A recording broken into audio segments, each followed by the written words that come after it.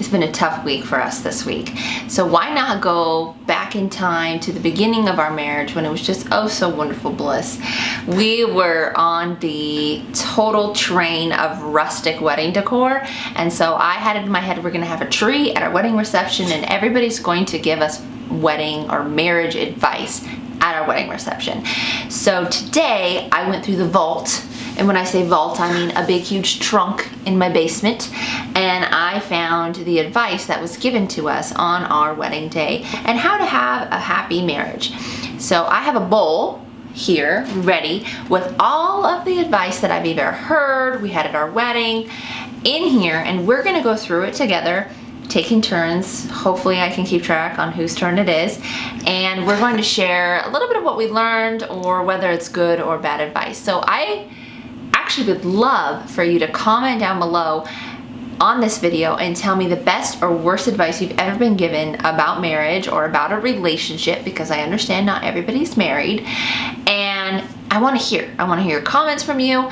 Also, I encourage you and your partner to go through some of these and see if you agree or not. Well, ladies first. Oh, I get to go first. Okay, cool. Yeah, go ahead. This is a deep one for the first one. It's happy wife, happy life. Oh, So I what do think you I think? should take that one. Yeah. So, I've heard that cliche a lot. Happy wife, happy life. And while it's true, it's also not true. So, when I think about that, I think of, yeah, if your wife is happy, then you should be too. It shouldn't be just you trying to please your wife to see that she's always happy. It should be reciprocated as well. So, if your wife's happy, technically you should be happy too. I would say at the beginning of our marriage, Mike was very much a yes man, and very much, yes, whatever you want to do, whatever you want to do. And after a while it gets boring. And it's also like, okay, but like, what do you want to do?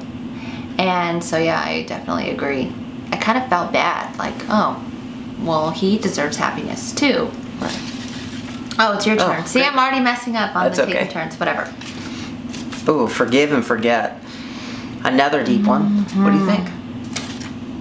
Oh man, you put me on the spot for this one. Yeah. So I definitely think that you should forgive, but I was very quick to be corrected at the beginning of my journey with counseling, because I really had a hard time with forgiveness. Forgiveness was the biggest stronghold I had to learn, because I carried around, because in my head I was like, forgive and I have to forget too. Right. And my counselor was very much like, no, no, no, you do not need to forget. Actually, don't forget, because that helps you hold better boundaries and protect yourself from further harm or further pain from somebody or other people. So definitely forgive, forget, no, you need to remember. Right. Okay, your turn. Okay. This is my favorite one that I do at every wedding. Okay. Because I feel like if someone asks for my advice, like I freeze. I don't know what to say. I kind of freak out. So here is my advice. Fight naked, problems get solved faster. I can count on one hand how many arguments we've had where one of us was naked. And when I say naked, like it's not like as you're arguing you strip naked, like I'm ready to have a fight. No, it's like someone's coming out of the shower, getting dressed, changing. Right. And it's very vulnerable. And it's not something I highly recommend unless, I mean, I guess it would end fights faster. Might. I mean, I've heard an engagement encounter. Engagement encounter, when we got married in the Catholic Church, we had to go through premarital counseling, and engagement encounter was a weekend to talk about our marriage, the deep, hard questions, and there were couples there that would tell stories. And one of the stories they talked about was they would hold hands in the middle of an argument, or they would just be closer together, sit next to each other. And so naked kind of goes along the same lines, where it's vulnerable and you're touching them, you're willing to calm down, and you're just more vulnerable and open to what they have to say. I would say for us, like some of you are probably like, no, do not hold my hand, do not hug me, do not touch me, do not sit by me. Right. I will hit you. For me, I feel like I have a hard time with that, with holding hands in an argument, but what helps is just kind of laying it out there, identifying the evil that's going on with us, or praying also really helps too. Right. Kind of finding what works for you, but I think all of that all goes under the category of being more open and vulnerable in an argument. Perfect. Mm-hmm. Take divorce off the table. So that's a good one. Truth. You know, one of the things just going through marriage is thinking about that separation. There's a lot of times where it's really difficult and that word can come on the table. And so if both of you agree to remove that from your vocabulary, it makes it a lot easier to move forward, to be on that same page. It's hard though. I'm going to tell you right now. We've used it. We've talked about it many times. And it's hard. I'm not sitting here saying our marriage is terrible. If you haven't been through that conversation or said that, it's coming for you. Just wait. You're just not in that season yet, because it happens. I mean, you're with someone your whole life. There's problems to arise. Sure does. Don't go to bed angry. That was the one. Don't go to bed angry. That we always hear at anything. It's like the number one advice. And I disagree with it. 100%.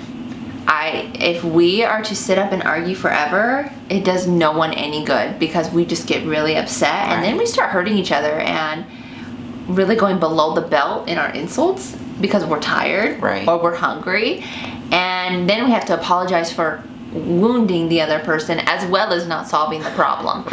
So we've had many times where we used to stay up and argue all the time, and it didn't do anybody any good. Just go to bed. And honestly, you're probably not going to sleep well, but there's no need sitting there causing more wounds. Right. Either way, you're probably not going to sleep good. So yeah. Laugh together. Oh, this is a good one. So just today, actually, we went to go pick up Lucas, and I had this song stuck in my head because it's almost Valentine's Day, and Krista used to sing it all the time. It's from Outkast, the groups. Shout out to Andre 3000, and it's called Happy Valentine's Day, and she used to sing it, Happy Valentine's Day, and I don't know the rest of the song, so she put it on for me, and we're just jamming out, and we laughed and we're dancing. So you got to remember to bring laughter and joy into your marriage. I think we wasted a lot of time being too serious at the beginning of our marriage, and we were so focused on trying to be perfect and make everything work and everything be good that we stopped thinking about the fun. And I think a lot of my second born, who is a lot more like me, quirky, goofy, like he was such a blessing. Both my children were, of course. Every parent says that. But in particular with him, he brings so much more fun and reminds us to laugh, because he just brings the fun and the laughter, and it reminds me that we need to be doing that more. Absolutely. Apologize and mean it. Yeah? Absolutely. Yeah. One thing we learned in Engagement Encounter, another thing was, instead of just saying I'm sorry, which is a very passive, like kind of just recited robotic term, but instead to say, will you forgive me? And not only that, but to identify what you did to that person, because it's more vulnerable, and it also shows the other person that you understand what you did to them and you're remorseful. It's hard.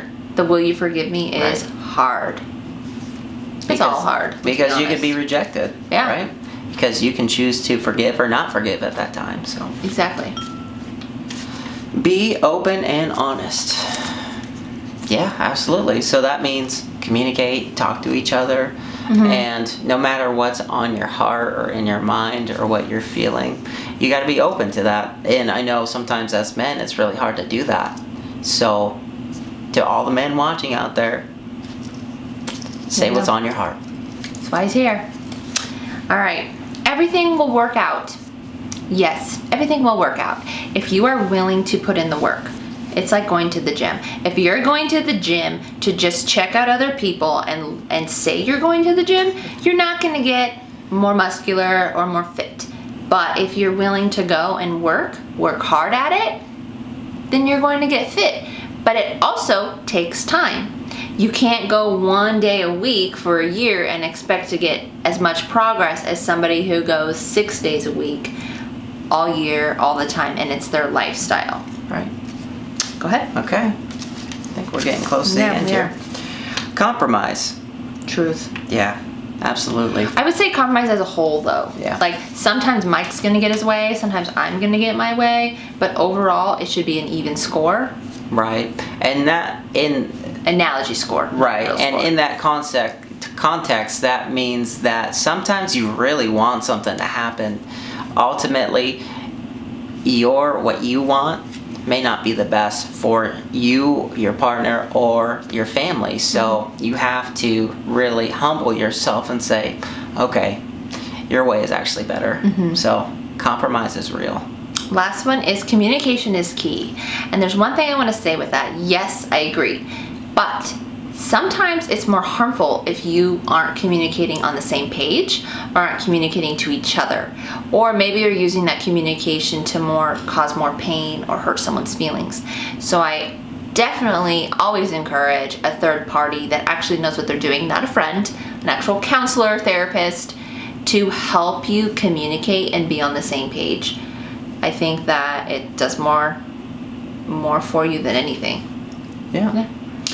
All right, I have something new and exciting to share with you. So not only do I want you to comment on this video with the best and worst advice that you have been given in your relationship or marriage, we are also going to be doing, instead of a video discussion, we're going to be doing a Zoom game night. And it's going to be with your couple, with your partner. You're going to come on and we're going to play the Newlywed Game. It's going to be fun. We already have questions ready. You don't have to be married. You can just be dating. It's just the game, the Newlywed Game. So be looking for details to join us for a couple game night. I'll see you next time.